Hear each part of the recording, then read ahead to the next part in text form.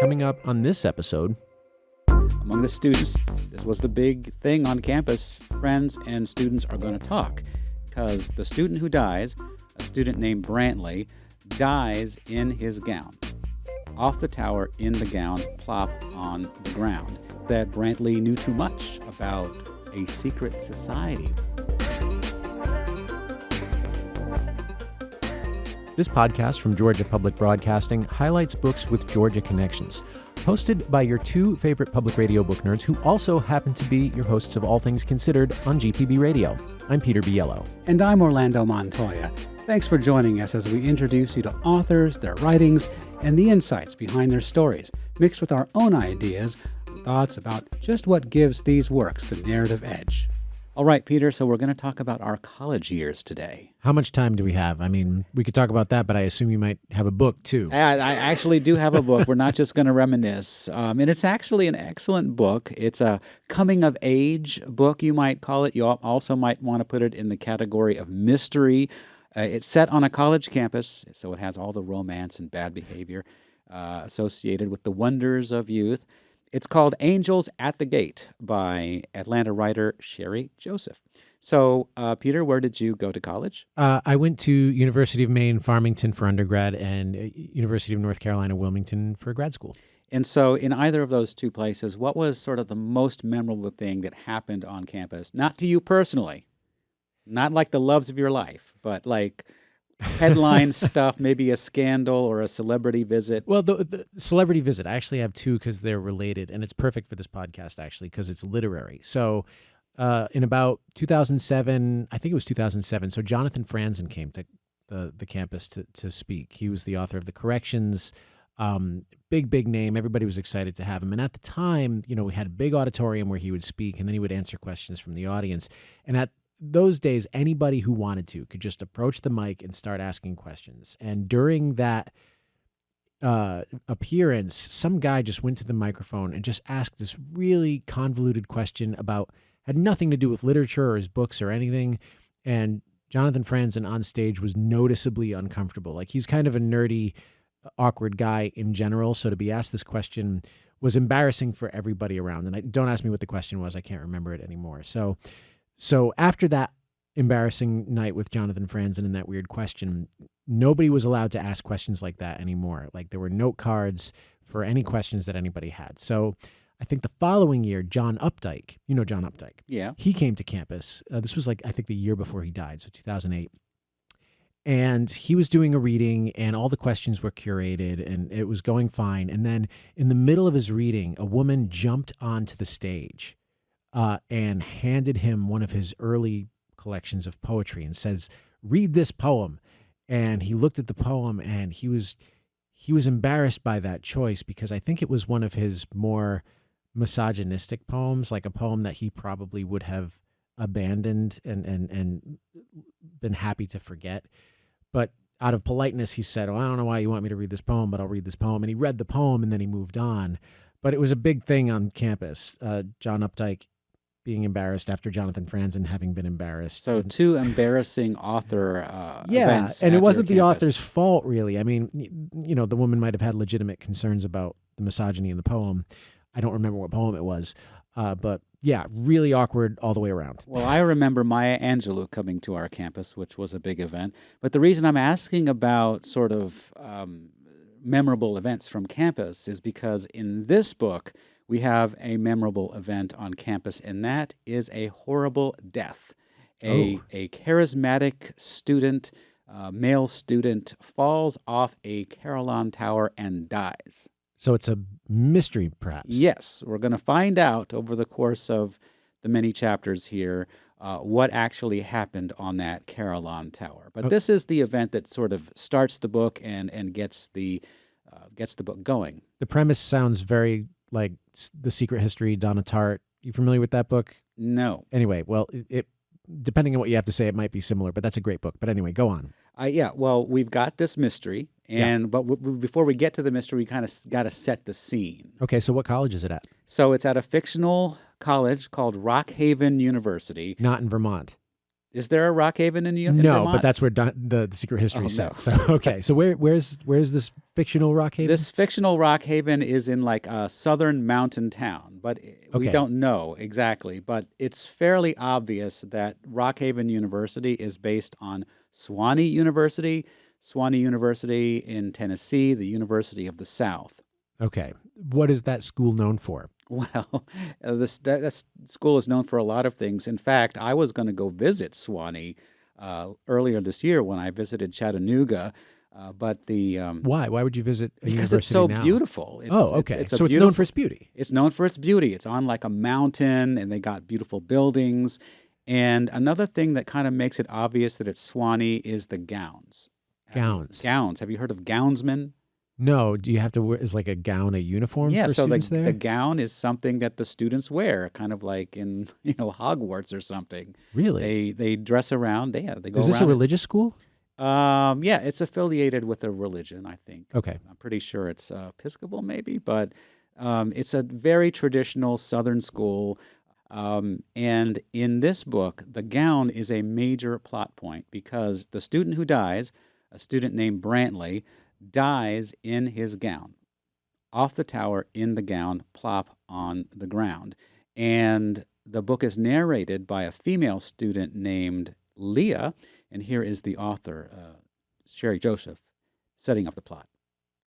I have a narrator whose name is Leah Gavin, and she has a sort of contentious relationship with Brantley Sims. And in the present time of the book, he has been dead for a year. And so she's been thinking back on his death and the circumstances that were his death is ruled an accident.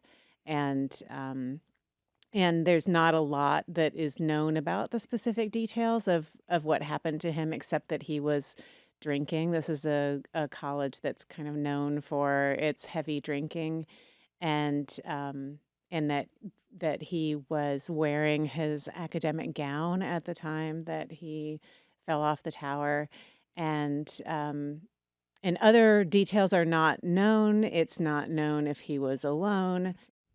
So Leah has a contentious relationship with him, but because it's ruled an accident, so she's not considered a suspect at all? No, so there's not like really a suspect in this thing from a police point of view. From the police point of view, it was an accident, case closed. But, among friends, among the students, this was the big thing on campus. Friends and students are going to talk. So Leah is more like an investigator. She becomes sort of like a detective among her groups of friends, trying to find out the circumstances that led to Brantley's death. Okay. And what's she like? Is she someone that the reader can easily grow to like? Absolutely. So I liked spending time inside Leah's mind. She is an outsider on campus. She does not come from money because a lot of the folks on the campus come from money. Oh, man, secret history vibes. Anyway, go on. She pays her own way. She's a waitress. She doesn't have family to speak of. Her clothes are not fashionable. And she's really not impressed by Greek life. She's not impressed by the cliques of people who stick to each other. She goes around to all the different groups, the hippie kids, the artsy loners. She hangs around with the rich sons of money in the fraternities. So she has a good view of sort of the entire population of the campus. She's in a particular social group from the beginning, and then she comes to know some other characters who are in a different fraternity, in a different social group that Brantley was also connected to. And this is a campus that's where it's very friendly. Everyone goes to each other's parties. There's not really a lot of exclusion of people, but it is a school where you tend to know your own social group and There are not the other circles. ones. There are Yes. cliques. Yes, exactly. And so she sort of accidentally winds up being the one person maybe on campus who has access to these different social circles that Brantley was connected to. So, Peter, what were the social circles that you had in college? The creative writing crew kind of hung around together. both in grad and in grad school. And it didn't matter what genre you were writing. If you were part of the Writers Guild, then you were hanging out in the Writers Guild space and, doing workshops outside class. Those were the folks that I hung around with. Well, I really didn't have a social group, to be quite honest with you. I was working all the time. I was very serious. I eventually started working at WUCF, the on-campus radio station, and I got to know the folks there, so they became my friends. But I certainly didn't know any Greeks. Nor did I. There were no fraternities at my undergrad school, and there were in my grad school, but I was a grad student. Well, I'm in not gonna this be a part book, of that. fraternity brothers and sorority sisters make up many of the main characters in the book. Yeah, so you mentioned another main character. You said Leah had a co-lead investigator. Who was that? So that's Quinn, and Quinn is one of the many potential romantic partners for Leah. Okay. Leah, at the beginning of the book, does not have much experience with boys, but by the end, she experiences sex for the first time. She also experiences heartbreak and jealousy and all the feelings of being in love, including in being in that sort of weird state of love when you're kind of between love and friendship and hatred and Yeah. and that's why everybody can relate to this book. So tell me more about Quinn. What's he about? So honestly, when I started reading this book, I didn't like any of the guys in this book. I wondered if I should put the book down and stop reading, because these were the kinds of guys who were, when I was in college, these were the guys who were beating me up and, calling me from across the campus, right? Frat brothers, jocks, macho guys. And I was an overweight, nerdy gay boy walking alone, ripe for attack. So the kind of behavior that these boys were exhibiting, the drinking, the partying, the homophobia, the machismo, the daring the system and breaking the rules, these kind of reminded me of my own experiences with these guys in college. But then I thought, no, that's bias. Give these guys a chance. And so I'm not going to say that by the end of the book, all of the characters redeemed themselves, but enough of them did to at least they became sort of more individual to me. And here's what Sherry Joseph had to say when I told her about my reservations about these guys in the book. I think of the guys in this novel, because everybody goes Greek at this school. The guys are really very nice. They're very nice boys. But this is the 80s. This is the late 80s. So the expectations for male behavior are a little more lax, I would say. And so Leah is also contending with boys for the first time. She hasn't had a lot of exposure to boys. But the ethos at this school is that it trains young gentlemen. It's about the education of young gentlemen. So they all do have this, the mindset of being a gentleman.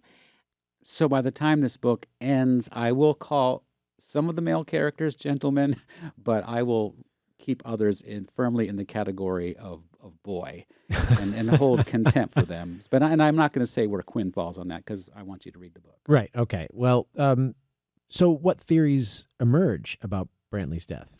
Well, by the end of the book's first half, some ideas are percolating. One is that Brantley was gay and was about to be publicly shamed, and so he threw himself off the tower.